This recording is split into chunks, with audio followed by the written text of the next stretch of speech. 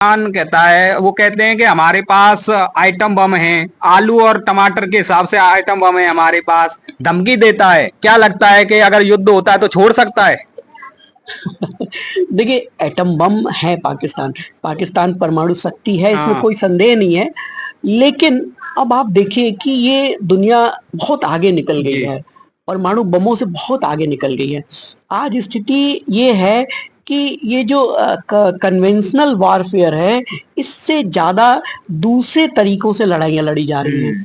आज दुनिया में पाकिस्तान को इस बात का अंदाज़ा ही नहीं है कि उसके 1 सेंटीमीटर की जगह पर ऊपर अंतरिक्ष से नजर रखी जा रही है। तो वो परमाणु बम का इस्तेमाल करने का अगर कोशिश करेंगे तो जब तक वो जहां अंडरग्राउंड तहखानों में उन्हें रखे हैं उसे निकाल करके ऊपर लाएंगे, उस समय उनके ऊपर अटैक हो जाएगा। इतनी जानकारी आज दुनिया के भारत के पास भी है। नमस्कार साथियों, मैं हेमंत अरसा और आप देख रहे हैं नेशनल मिशन। जैसा कि हम आपको बता दें, 7 तारीख की सुबह 1 बजे भारतीय सेना ने पाकिस्तान में घुसकर पाकिस्तान के आतंकियों को करारा जवाब दिया है और पहलगाम का जो बदला था वह ले लिया है। खबरों के मुताबिक 90 से ज्यादा आतंकवादियों को मार गिराया है भारतीय सेना ने। तो ऑपरेशन सिंदूर के तहत यह सब किया गया। भारतीय सरकार ने, भारतीय जो विपक्ष है, जनता है, सबने एकता दिखाई और उसका बदला लिया गया। तो हमारे साथ इस समय मौजूद हैं आनंद त्रिपाठी सर। तो हम इनसे जानेंगे कि वह इस सब को कैसे देखते हैं। तो सर नमस्कार। नमस्कार। हाँ, तो सर ये जो पहलगाम में जो निर्दोष लोगों को पाकिस्तानियों ने, आतंकियों ने जिस तरीके से मारा, उसका बदला अपनी जो सेना है उसने ले लिया है, तो आप इसको कैसे देखते हैं? निश्चित तौर पर ये हमारे देश की, राष्ट्र की सेनाओं के लिए एक बड़ा अचीवमेंट है। सरकार को बधाई, सेना को बधाई। और इस सेना के इस कृत्य से उन जो भारतीय सेना ने आतंकवादियों के ठिकानों को निशाना बनाया और उस ठिकानों में रह रहे, प्रशिक्षण ले रहे आतंकवादियों को मारा है और ये संदेश देने की कोशिश की है कि यदि आप हमारे नागरिकों पर हमला करेंगे तो अब आप भी बख्शे नहीं जाएंगे।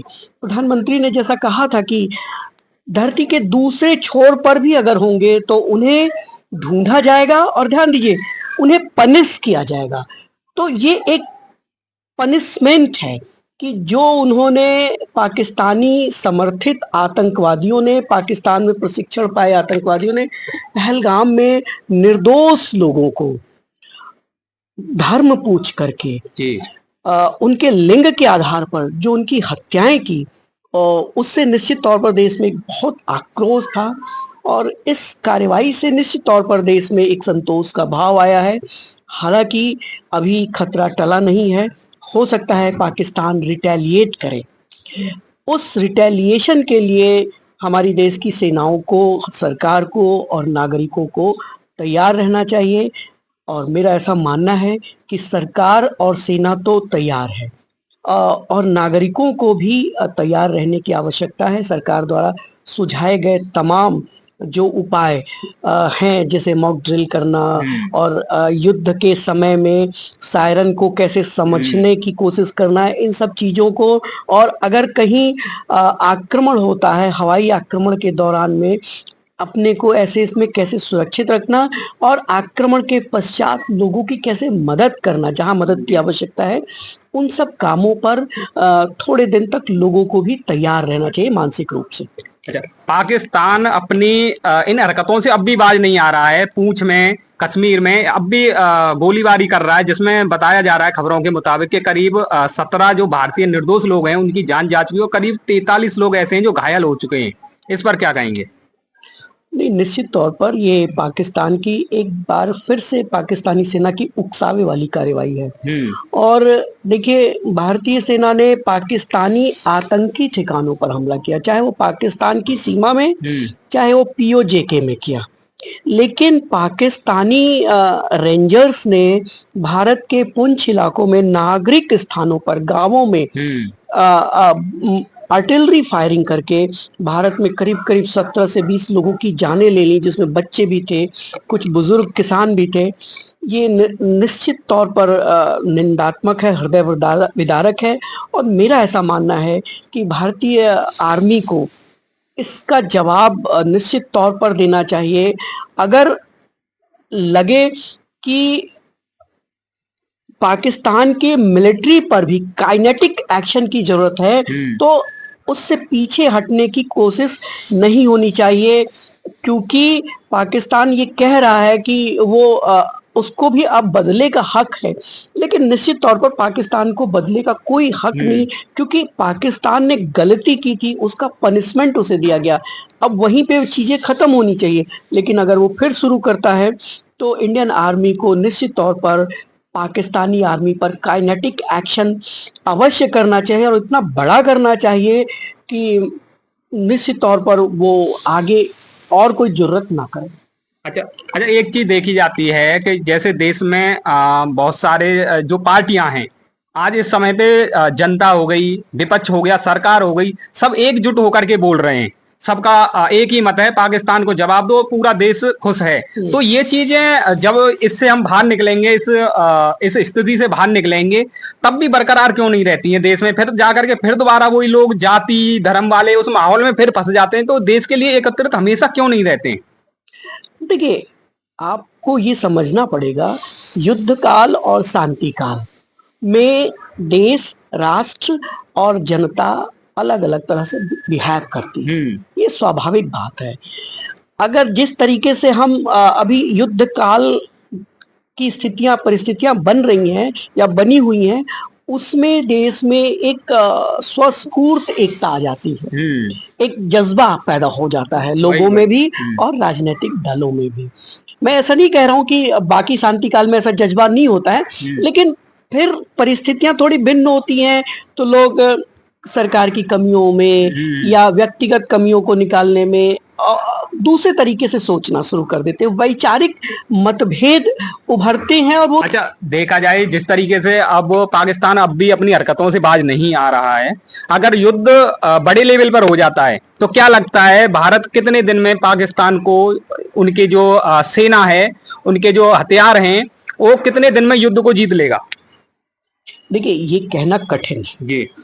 अब लोग कह रहे हैं, एक्सपर्ट्स कह रहे हैं कि पाकिस्तान के पास बहुत ज्यादा दिनों का आर्मेंट एमिनिशंस नहीं उपलब्ध है, लेकिन जब युद्ध होता है तो कुछ दुनिया के कुछ देश हमारी तरफ आएंगे, और निश्चित मानिए कि कुछ ऐसे भी होंगे जो पाकिस्तान को भी मदद करेंगे, जैसे तुर्की उसके साइड में। हाँ ठीक है, कुछ ऐसे नाम, और भी कुछ ऐसे नाम हैं जो खुलेआम करेंगे, कुछ ऐसे हैं जो गोपनीय तरीके से करेंगे। तो ये आज के दिन में ये कहना कि एक संपूर्ण युद्ध की अगर स्थिति उत्पन्न होती है तो हम पाकिस्तान को कितने दिन में कंट्रोल कर लेंगे या नेस्त नाबूद कर लेंगे, ये थोड़ा कठिन है।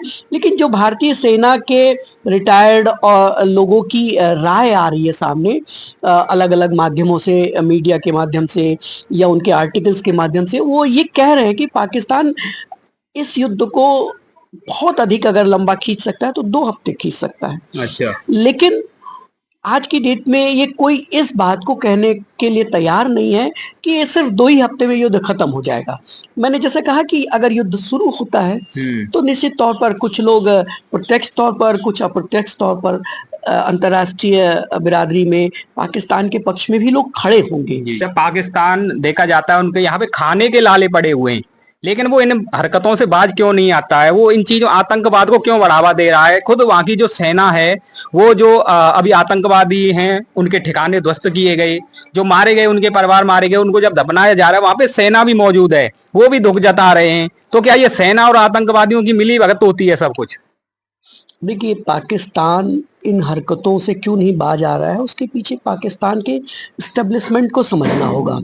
पाकिस्तान के एस्टेब्लिशमेंट में जो आज वहां चुनी हुई एक सरकार है, जिसे शहबाज शरीफ लीड कर रहे हैं, वो एक्चुअल में चुनी हुई सरकार नहीं है। पाकिस्तान में जो आम चुनाव हुए थे, कहा यह जा रहा है कि उसमें इमरान खान की पार्टी ज्यादा सीटों पे जीती थी, लेकिन सेना ने सत्ता पर काबिज इन लोगों को किया, जी उन लोगों को अलोकतांत्रिक तरीके से गलत प्रक्रियाओं का सहारा लेकर के इमरान खान की पार्टी को चुनाव हारने के लिए मजबूर किया गया।